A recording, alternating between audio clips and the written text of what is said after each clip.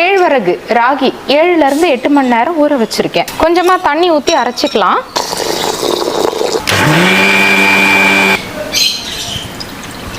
மூணு தடவை அரைச்சி பால் எடுத்து வச்சிருக்கேன். ராகி பாலை சேர்த்துக்கலாம்.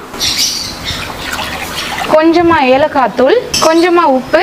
கொஞ்ச நேரத்திலேயே நல்லா கட்டி வந்துடும். ஒரு 1.5 கப் அளவுக்கு வெல்லம் இல்லை நாட்டு சக்கரை சேர்த்துக்கலாம்.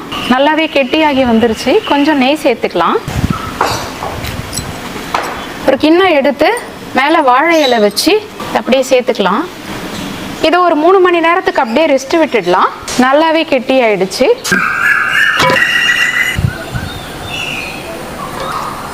நமக்கு என்ன ஷேப் வேணுமோ அந்த ஷேப்பில் கட் பண்ணி எடுத்துக்கலாம். சூப்பராக வந்திருக்கு பாருங்க.